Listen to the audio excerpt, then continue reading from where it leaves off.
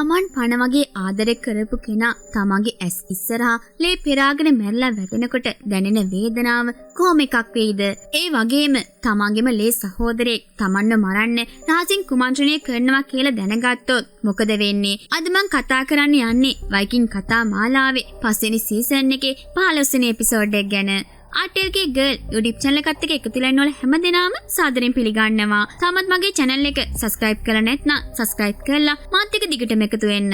මම අලුතෙන් පටන් ගත්ත RTLගේ ගර්ල් gaming YouTube channel එක පැත්තටත් ගිහින් subscribe කරන්න අමතක කරන්න එපා. ඒ channel එකෙන් මම සුපිරි story තියෙන game වල review ගේනවා.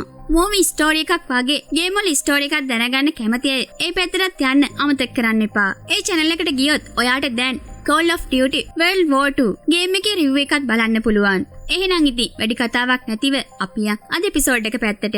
කලින් එපිසෝඩ් එකේ ඉවරුනේ හැමෝම පුදුම කරපු සිදුවීමකින්. ඒ තමයි අනාගතයේ දකින්න සීර්ගේ ඛේදනීය මරණයෙන්. මේ එපිසෝඩ් එක පටන් ගන්නෙ අන්න එතනින්. අයිවර් මිනිසුන්ට කතා කරලා කියනවා සීර්ගේ මරණය සිද්ධ වුණේ ස්වභාවික හේතුන් මත. එහෙමත් නැත්නම් එයා අතුරුදහන් වෙලා කියලා. හැබැයි මේ කතාව ගැන පිට්සෙක්ට ලොකු සැකයක් තියෙනවා. එයා කෙලින්ම යන්නේ සීර් ජීවත් වුණු ඒ අඳුරු පැලට. එතන බිම තියෙන අලුත් ලේ පැල්ලන් දැක්කහම පිට්සෙක්ට තේරෙනවා මේක සාමාන්‍ය මරණයක් නෙවෙයි. මේක අනිවාර්යයෙන්ම මිනි මැරුමක් කියලා. එයා කෙලින්ම ගිහින් අයිවර්ව හම්බ වෙලා මේ ගැන අහනවා. සීර්ව මැරුවා. අපි මේ මිනි මැරුම හොයාගන්නම ඕන කියලා එයා තරේ කියනවා. හැබැයි අයිවර් කිසිම ගාණක් නැතිව හරිම සැහැල්ලුවෙන් කියන්නේ Tamanට අවශ්‍ය වෙලාවක ඒ ගැන හොයලා බලනවා කියලා. ඒ වගේම දැන් දෙවරුන් වෙනුවෙන් කතා කරන්න ඉන්නේ Taman විතරයි කියලාත් අයිවර් හරිම අහංකාර විදියට කියනවා. අනිත් පැත්තේ මිසස් රාජධානිය ලොකු යුද්ධයකට ලෑස්ති වෙනවා. ඇල්ෆ්‍රඩ් රජතුමා උඹේ ටෝනි බියොන් සහ ලගතව හම්බ වෙනවා. මේ වෙලාවේ රජතුමා එයාලට ලොකු පොරොන්දුවක් දෙනවා. ඔයාලා මගේ පැත්තෙන් හිටගෙන හැරෙන් රජුගේ හමුදාව පරද්දන්න මට උදව් කළොත් එග්බර්ට් රජු කලින් ඔයාලට දෙන්නම් කියලා පොරොන්දු වුණු ඊට්ස් වල සාරවත් ඉඩම් මං ඔයාලට දෙනවා කියලා රජතුමා කියනවා. තමන්ගේම ජාතියේ අයට විරුද්ධව සටන් කරන්න උනත් තමන්ගේ අනාගතය වෙනුවෙන් මේ අවස්ථාව බාර ගන්න එයාලා තීරණය කරනවා.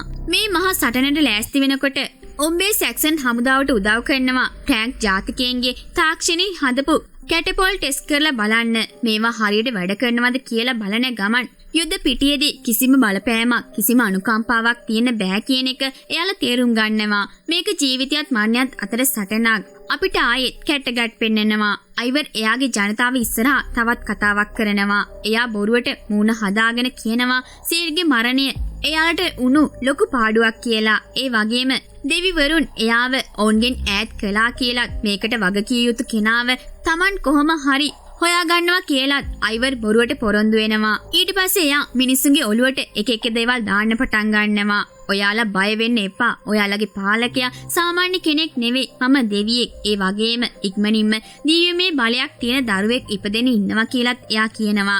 මේ බොරු කතාවලට රැවටෙන මිනිස්සු අයිවර්ගේ නම කියමින් හයියෙන් කෑ ගහනවා.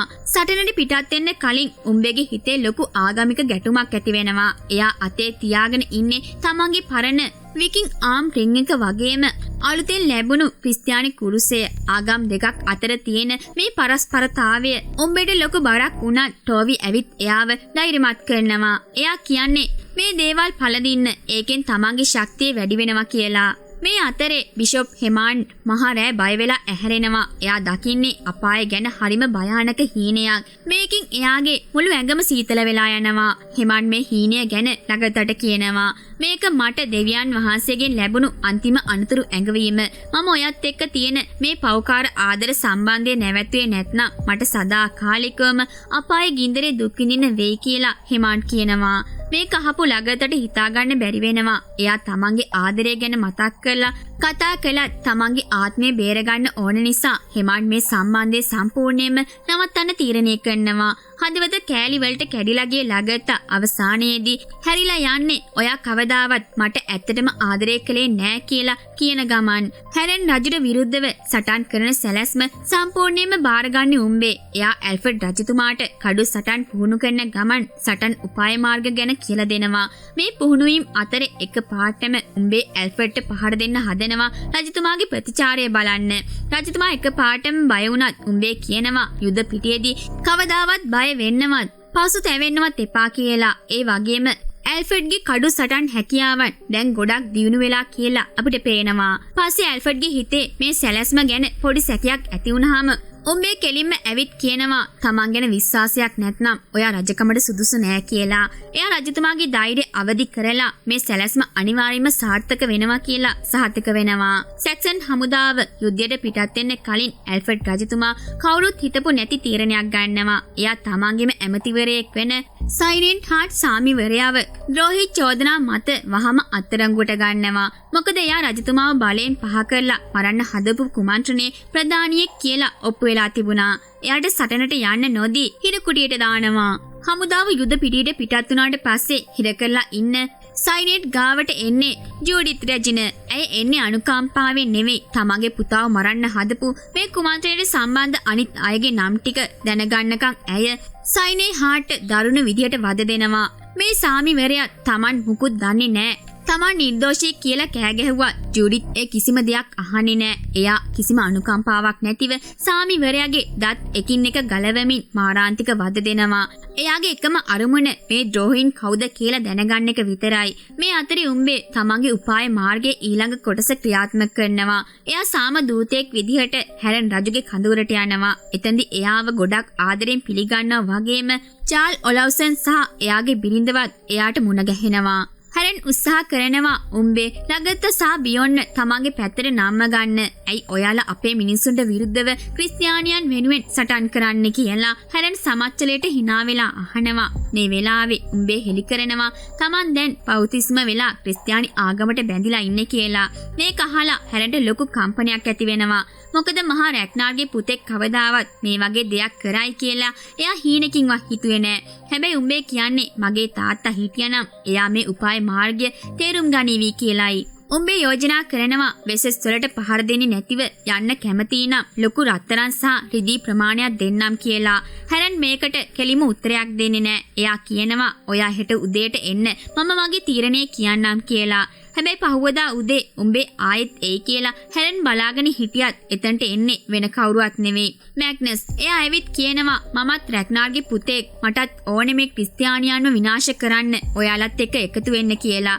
ඒ වගේම මැග්නස් ලොකු රහසක් හෙළි කරනවා. ඒ තමයි ඇල්ෆර්ඩ් රජතුමා තමන්ගේ සම්පූර්ණ හමුදාවම මෙහෙවගෙන මේ පැත්තට එනවා කියන එක. මේක ඇහුවාම තමයි හැරන්ට තේරෙන්නේ තමන් ලොකු උගුලකට අහු වුණා කියලා. උඹේ ඊයේ ආවේ ගිසුමක් ගහන්න නෙවෙයි ඇල්ෆර්ඩ්ගේ හමුදාවට හොඳ යුද පිටියක් අල්ලගෙන යාලා වට කරලා පහර දෙන්න පුළුවන් වෙනකන් කල් මරන්න කියන එක හැරන්ට තේරෙනවා. වහාම හැරන් එයාගේ හමුදාවට අණ දෙනවා ආපහු හැරිලා මේ උගුලට මුහුණ දෙන්න ලෑස්ති වෙන්න කියලා. දැන් ලොකු සටනකට හැමදේම ලෑස්ති. සටනට කලින් යුද පිටියේදී මෙයාලට මුවෙක්ව දකින්න ලැබෙනවා. මේ මුවා හේමන් එයා දැක්ක අපායේ හේනිදි දැකලා තිබුණා. ඇල්ෆර්ඩ් රජතුමා තමන්ගේ සෙබළුන්ව දිරි ගන්වමින් කියනවා මේ මුවාගෙන් සංකේතවත් වෙන්නේ ජේසුස් වහන්සේ ඔවුන් එක්ක ඉන්නවා කියන එකයි කියලා. මේ කතාවෙන් සෙබළුන්ගේ ධෛර්යය ගොඩක් වැඩි වෙනවා. ඔන්න දැන් මහා සටන පටන් ගන්නවා. යුද පිටිය සම්පූර්ණයෙන්ම ගිනි තියලයි තියෙන්නේ. මේ සටන හරිම භයානකයි. සැක්සන් වරු තමන්ගේ කැටපෝල් වලින් වයිකින් වරුන්ගේ පලිය පහුරට ගිනි බෝල වලින් අනුකම්පා විරහිතව පහර දෙනවා. මහා විශාල පිරිසක් එතරම් මැරලා යනවා. මේ අවුල් සහගත සටන ASCII ඇල්ෆර්ඩ් රජතුමා බිමට වැටෙනවා. හැබැයි එයා දිගටම සටන් කරනවා.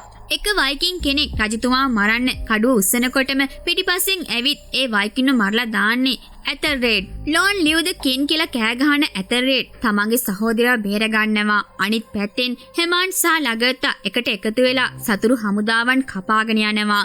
මේ අතරතුර ජාල් ඔලව්සන් වීරයෙක් වගේ සටන් කළත් අවාසනාවන්ත විදියට ඊතාලයක් වැදිලා එයා මැරෙනවා. මේක දැකලා යාගේ බිරිඳ ගොඩක් දුක් වෙනවා. ඒ වගේම බියොන් සටන් කරන්නේ ඔලව්සන්ගේ බිරිඳ එක්ක.